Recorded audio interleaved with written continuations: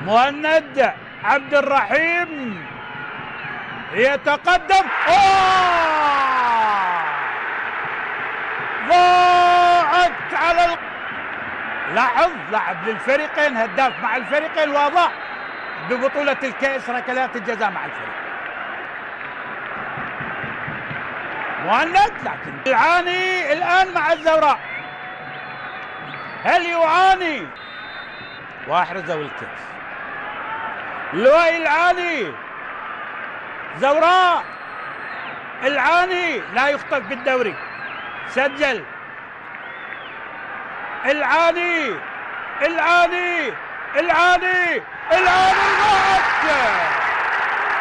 ضاعت على الزوراء.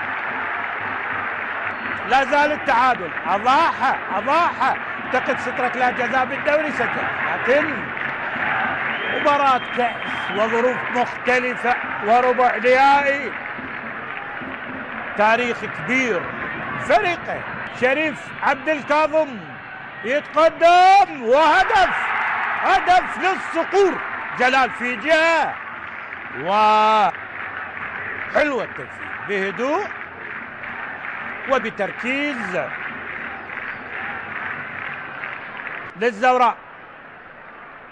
ركلات الجزاء تحتاج إلى أعصاب باردة، إلى تركيز. سعد عبد الأمير للزوراء. محمد حميد بالمرمى. خلينا نشوف سعد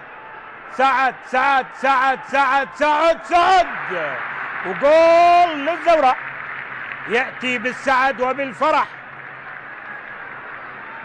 سعد يسجل مع شريف مع المباراة تكون 2-2.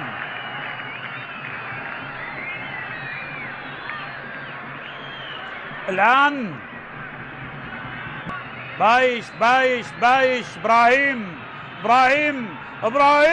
إبراهيم بقوة لإبراهيم بايش نفذ بقوة. يلا قدم يسرى. أسعد محمد حميد بأسهل كرة وبقبضة من حديد. لا يا أسعد عبد الله في هكذا أجواء يا حيدر عبد الأمير، يعني لاعب اي نعم. محمد حميد بقبضة من حديد. قوى الجوية 2. التوغولي للصقور. قوى الجوية. جول للصقور. ثالث للصقور الآن. حمزة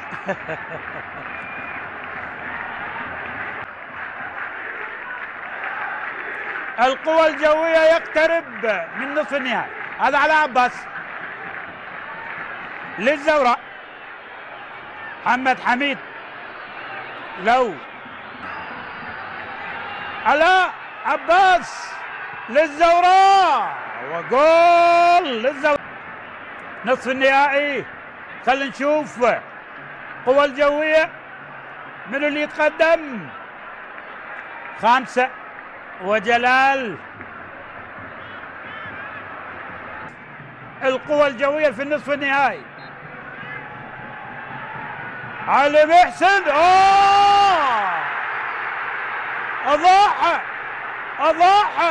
أضاع الفرصة. كان ممكن الآن الزوراء إذا أضاع القوى الجوية، إذا سجل تعديل. شكرا جزيلا عباس، ما قصرت ويانا.